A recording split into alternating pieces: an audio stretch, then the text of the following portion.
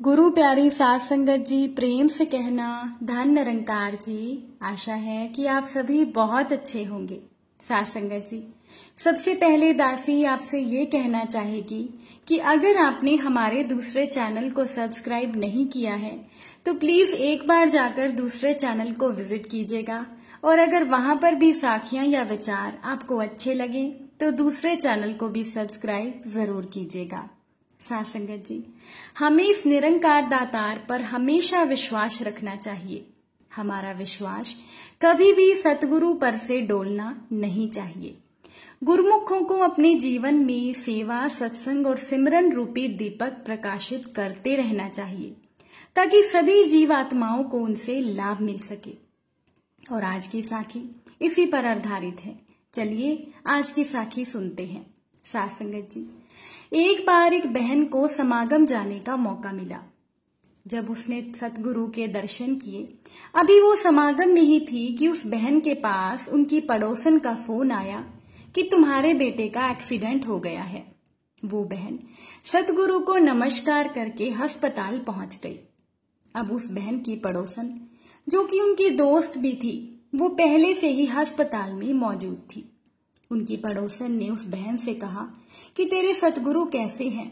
तू तो दिन रात सतगुरु की बातें करती रहती है, सेवा, सत्संग और सिमरन में लगी रहती है, और सतगुरु ने तेरे साथ क्या किया? तेरे बेटे का एक्सीडेंट हो गया। इस पर उस बहन ने कहा कि मुझे मेरे सतगुरु पर पूरा भरोसा है, वो जो भी करते हैं सही करते हैं, इसमें भी कोई बात होगी। मेरे सतगुरु कभी किसी का बुरा नहीं करते, जो भी होता है अच्छे के लिए होता है।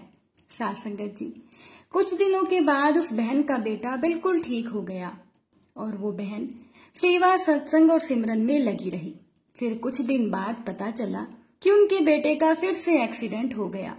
अब फिर वही पड़ोसन उस बहन के पास आकर कहने लगी कि देखा, मैंने कहा था ना, तेरे सतगुरु ने फिर से तेरे बेटे का एक्सीडेंट करा दिया। उस बहन ने कहा कि कुछ घटनाएं हमें भरमाने के लिए भी होती हैं। जरूर मेरा सतगुरु मुझे कुछ समझाना चाहता है, लेकिन मैं भ्रम में नहीं आऊंगी। अब वो बहन सतगुरु के सामने अरदास करती रही।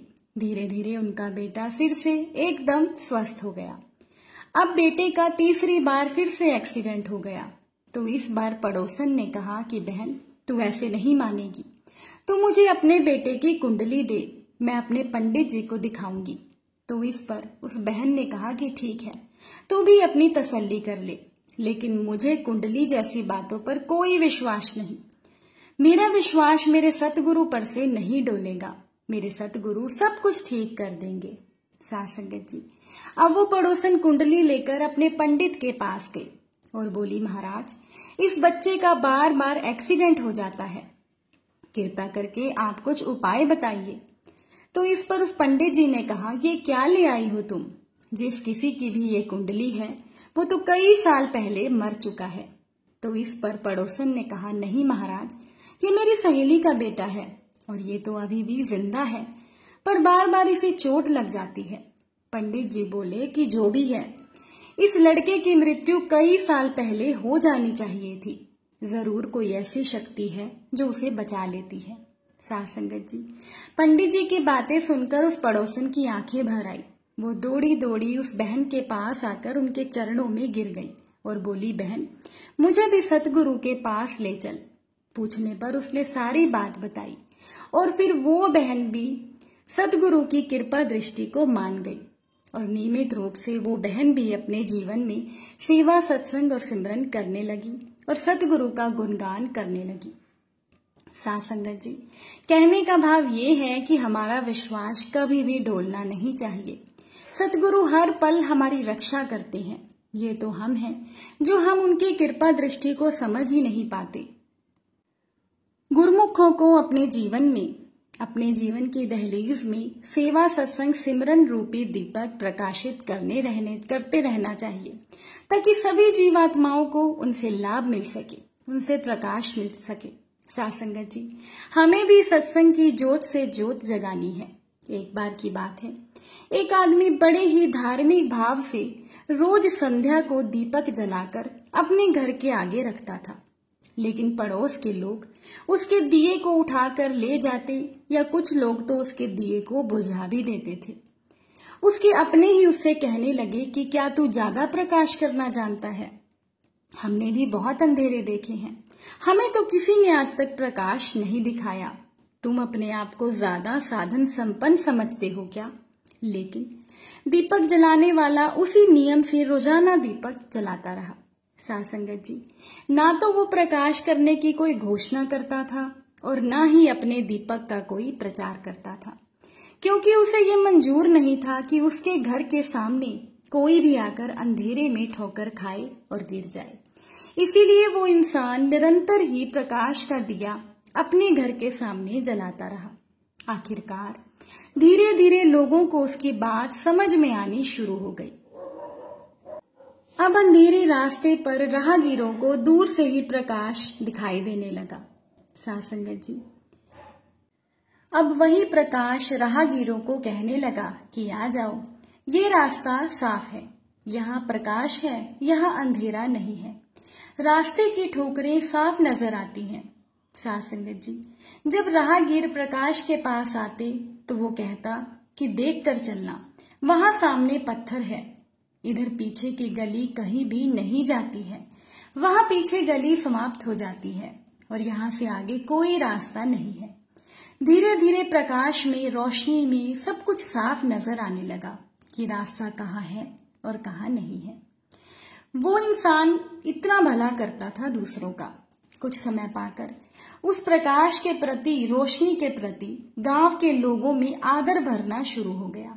फिर सभी लोगों ने अपने अपने घरों के आगे दीपक जलाने शुरू कर दिए और फिर उस नगर कमेटी के प्रबंधकों ने भी उस नगर में प्रकाश की व्यवस्था को सुचारू रूप का काम करना शुरू कर दिया।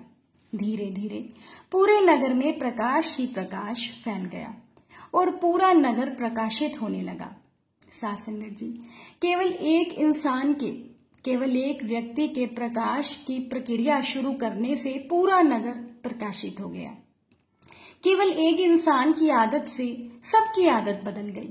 यही तो सतगुरु फरमाते हैं कि गुरुमुखों को भी अपने जीवन में सेवा, सत्संग और सिमरन रूपी दीपक प्रकाशित करते रहना चाहिए, ताकि सभी जीवात्माओं को उनसे प्रकाश मिल सके। हमारा फर्ज बनता है हम भी सत्संग की जोत से जोत जगाते चले। जैसे एक बहन सतगुरु से जुड़ी थी, लेकिन उस एक बहन के विश्वास ने एक दूसरी बहन को भी सेवा, सत्संग और सिमरन से जोड़ दिया। सतगुरु का गुणगान करने का दूसरी बहन को भी मौका मिला। साध संगत जी, सत्संग जाने से हमारा मन शांत हो जाता है, लेकिन कई लोग कहते हैं कि सत्संग जाते हैं पर मन शांत नहीं होता। हम में से कई लोग सालों से सत्संग जाते हैं पर कुछ फायदा नहीं होता, उनका मन शांत नहीं होता। इसका कारण है एकाग्रता की कमी। हम सत्संग तो जाते हैं, पर क्या हम सत्संग ठीक से सुनते हैं? क्या हम सत्संग पर ध्यान देते हैं? शायद नहीं। सत्संग में बैठे होने के बावजूद भी हम कहीं और होते हैं, हमारा मन भटकता रहता है। सत्संग से बाहर आकर हम सब कुछ भूल जाते हैं, गिला शिकवा करना शुरू कर देते हैं। ये सब कुछ गलत है, तभी तो हमें किसी बात का फायदा नहीं होता। साध संगत जी, जब भी हम सत्संग में जाते हैं तो हमें एक एक बात को ध्यान से सुनना चाहिए और ये कोशिश करनी चाहिए कि हमें नींद बिल्कुल ना आए। सत्संग से बाहर आकर भी हमें शांत रहना चाहिए। कुछ समय किसी से बात ना करें, क्योंकि सत्संग की ऊर्जा हमारे अंदर होती है और बाहर आकर बातें करके हम उस ऊर्जा को खत्म कर देते हैं। हो सके तो घर पर आकर कुछ समय के लिए सिमरन करना चाहिए। फिर ऐसा हो ही नहीं सकता कि सतगुरु हमारी ना सुने।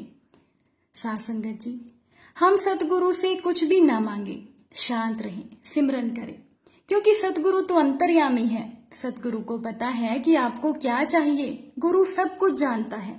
ये करके देखिए, आपका मन जरूर शांत होगा, हर इच्छा पूरी होगी। सतगुरु हमारी जरूर सुनेगा। ये तो सतगुरु का वादा है। बस जरूरत है सत्संग में जाने की, सत्संग में हो रही विचारों पर ध्यान देने की और ज्यादा से ज्यादा सिमरन करने की।